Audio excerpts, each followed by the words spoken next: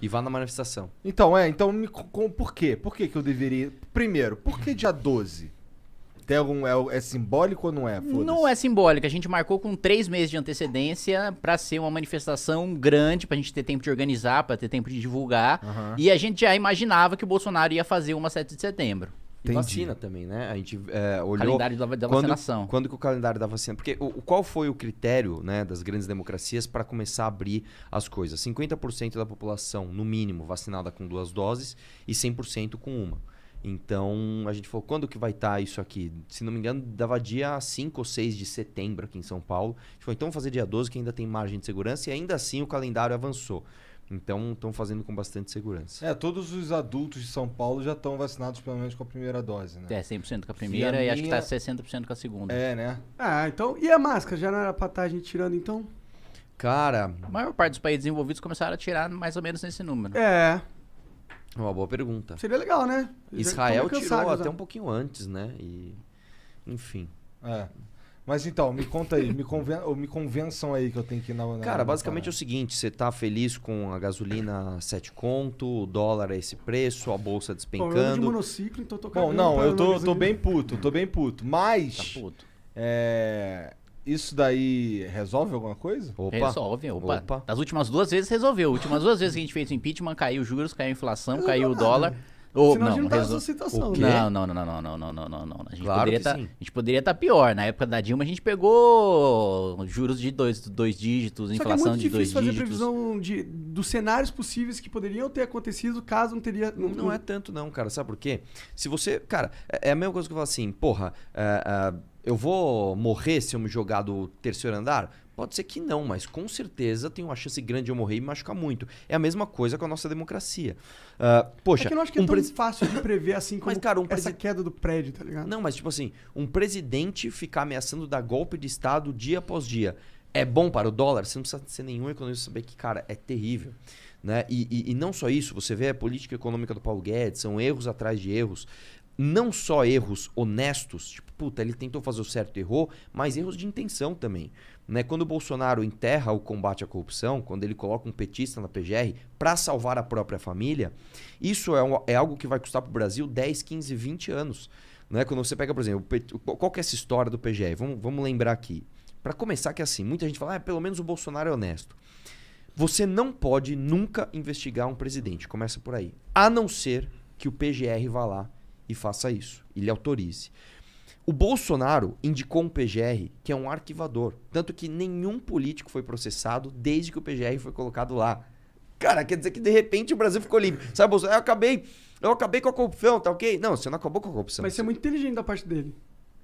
Opa, claro que Porque você garante que você vai ter o apoio de todos os corruptos. Fala, pô, Exatamente. eu vou tirar o cara que trancou a porta da cadeia? Não. Exatamente. Tanto isso. que agora o mandato do PGR é de 2 anos, né? Ele foi reconduzido agora no Senado com voto de todo mundo, inclusive do PT. Então, tipo, os caras do PT, porra, o cara não tá denunciando o Bolsonaro, como é que vocês reconduziram ele? Claro, também não tá denunciando eles. Só que o que acontece? Imagina que você é um investidor. Você fala, como é que eu vou investir no Brasil? Os corruptos estão soltos. O favorito à presidência da República em 2022 é o maior bandido da história daquele país.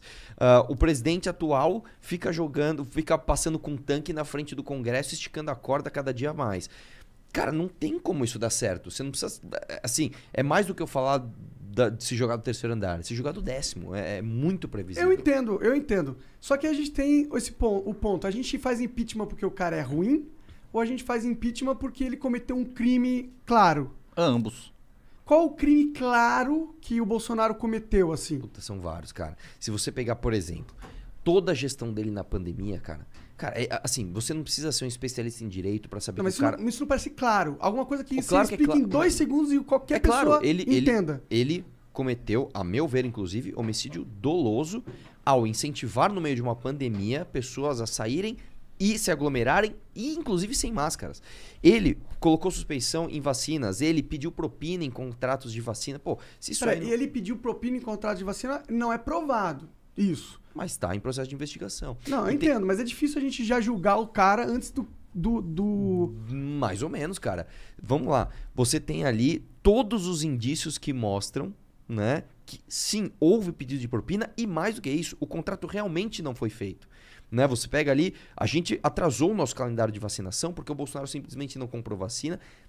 Cara, não, eu entendo. É a realidade. É que eu só digo que juridicamente seria importante ter alguma prova que realmente ligasse o Bolsonaro diretamente com essa compra pra gente ter esse negócio claro que eu tô falando pra você. É que juridicamente ele assinou, ele contratou a Covaxin. Mas, e anulou depois. Sim, mas isso pode ter sido uma treta, tipo, eu não tô falando que eu acredito que o Bolsonaro é eu tô entendendo.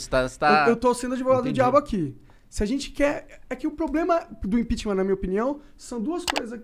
Uma que não vai mudar porra nenhuma no Brasil. Vai tirar o Bolsonaro, vai ajudar um pouquinho na economia, ok? Mas os problemas de verdade no Brasil, eles são estruturais. São sistêmicos. Certo. Agora, a gente não soluciona os problemas estruturais com o Bolsonaro no poder. Com certeza não. Mas aí entra o segundo ponto. Pra rolar um impeachment, tem que ser alguma coisa muito forte, eu acho. Porque a gente já tá no histórico... O Arthur Lira tem que querer, né? Tem que ser um bagulho que mas, o Arthur Lira consegue cá entre nós, a parte jurídica... Importa menos. Importa menos. Porque o Collor foi o Elba, da Dilma foi a pedalada fiscal. Ambos cometeram crimes mais graves. Mas não é ruim pro país um presidente não conseguir terminar um mandato? Não, porque é o seguinte, cara... Eu acho ruim se o sujeito, do jeito que ele tá conduzindo o país, terminava ficar mais um ano do mandato. Porque o que acontece, Monark? É que esse ano agora nada mais vai ser feito. Agora eles vão entrar em eleição. Não, cara, o pior ainda, é nesse ano mesmo que eles vão começar a gastar mais e estourar mais. O Mourão, você acha que eles vão fazer alguma coisa? Claro, cara. Você acha? É porque, vamos lá, ninguém tá falando que o Bolsonaro é péssimo e o Mourão é maravilhoso. Não é isso. A questão é que você tem um presidente que não tem sequer a intenção de acertar. E nessa intenção que ele tem de salvar a própria família, cara, ele já tá assim fazendo coisas completamente inaceitáveis. Você tem ali recordes de emenda e orçamento pro Centrão sem nenhuma reforma. Você tem, como eu te falei, o PGR que vai ficar lá e vai enterrar o combate à corrupção por mais 2 anos. Você tem 2 indicações pro Supremo Tribunal Federal que vão nos custar 20 e poucos anos de impunidade por conta desse cara. Mas nessa lógica a gente tinha que ter impeachmentado todos os presidentes do Brasil desde a história que o Brasil teve presidente. Claro que não. Não, de jeito nenhum. Será que todos os presidentes não fizeram conluios? Todos os presidentes não... Não, uma coisa é você fazer uma coalizão. Outra coisa, o que o Bolsonaro tá fazendo é o seguinte, eu acho que tem 2 problemas. Fazer coalizão política para governar é normal. Você precisa conversar, você precisa ter indicação política, você precisa inaugurar a obra no estado do cara para dar voto pro cara. Isso é normal, precisa acontecer em qualquer governo e precisa ficar muito claro que a gente não é igual o discurso do Bolsonaro da eleição, não vamos negociar nada que eventualmente se o Arthur, por exemplo, que é pré-candidato a governador, ele ganhar o governo do estado, ele vai inaugurar a obra com o deputado estadual no reduto dele, o deputado estadual vai fazer parte de secretaria, vai estar presente, mas o cara vai ter que ver uma ficha que ele vai ser decente, vai cumprir determinados critérios técnicos de currículo, etc., mas vai ter indicação e composição política. A grande crítica é o seguinte, primeiro, ele abrir completamente o orçamento e pastas estratégicas pro Centrão, então abrir a saúde, abrir a educação, abrir os ministérios que geralmente eram da cota pessoal do presidente da República, que é quem determina a política do país. Isso não foi feito no governo Dilma, FHC, todos os outros? No governo Dilma foi. No governo Lula, não, ele ditou a política econômica. No governo Fernando Henrique, ele também ditou política econômica, política de educação, política de saúde. No governo Temer também, ele ditou política de educação, ditou política de saúde. O Bolsonaro, ele tá absolutamente... Assim, ele não tá governando. Claro. Essa é a grande realidade. Então, ele deu cargo de primeiro escalão e ele triplicou o que os outros presidentes davam para fazer articulação política. O Temer, com 3 vezes menos, aprovou 2 reformas e se livrou de 2 denúncias em plenário. Que é caro você comprar o voto de um deputado na sua base parlamentar pra votar contra o presidente impopular. Mas não é foda que eles fazem isso dentro da lei? Com emendas e o caralho? Mas é que tem essa parte. Daí, aqui a gente tá falando da parte política, do desastre político do Bolsonaro. Eu sei, só que eu acho que pra população comprar o impeachment, posso estar falando merda aqui, tem que ter um negócio, tipo, se for um negócio do jogo, ele tá jogando o jogo de uma forma ruim, mas ele tá jogando o jogo. Por isso que eu acho que a última fala dele foi muito perigosa pra ele, e eu acho que é por isso que ele teve que voltar atrás, quando ele falou que não ia aceitar as cumprir decisão judicial do Alexandre Porque isso é um crime, claro, o presidente não pode se negar a aceitar uma decisão. Quando ele passa essa lei, essa barreira, aí a gente já entra num negócio que eu acho que o impeachment já é crível, que é difícil até do Arthur Lira não ignorar. É difícil ignorar, que não assim, tem como. Vamos entender o seguinte. Em primeiro lugar, processo de impeachment é um processo político. É muito importante deixar isso claro. Quem vai ser o juiz? A Câmara. A Câmara, quem tem lá? Os representantes da sociedade. Então, é importante deixar claro que o motivo jurídico, é claro que ele importa, mas importa menos. O motivo político, ele é sempre mais pesado e mais relevante do que o motivo jurídico. Esse é o primeiro ponto que a gente estava discutindo antes. Segundo ponto, como que você faz, então, para que os deputados votem pelo impeachment ou não? Só tem um jeito, pressão popular. Porque o deputado, cara, ele está preocupado normalmente com a reeleição, somente. Este cara, ele precisa ouvir a base dele. Então, eu sou um deputado, sei lá, sou um deputado do interior da Bahia, sou um deputado, sei lá, do Piauí, do Rio Grande do Sul. Eu vou lá na minha base ouvir o que a minha base, que quem me elege, o que eles estão falando. Se esta base fala, eu quero impeachment desse cara, esse cara se sente pressionado a votar pelo impeachment. E isso acontece, inclusive, também com o Arthur Lira, muito mais, porque o Arthur Lira, quando chegar em 2022, ele sabe que a popularidade do Bolsonaro está derretendo cada vez mais e ele sabe que a base dele, que é no Nordeste, é uma base que vai estar com o Lula, inclusive. Então, até onde ele pode segurar os pedidos de impeachment? Por isso que a gente tem todo esse esforço de fazer manifestação, de fazer isso aqui, entrevista, debate e para que mostre para as pessoas que há um porquê, essas pessoas criam essa demanda e esse cara se sente pressionado a fazer alguma coisa, que foi o que aconteceu com a Dilma também. Você acha que o Eduardo Cunha, na época, abriu o processo de impeachment contra a Dilma por quê? Porque ele, vou fazer algo de bom pro país? Não.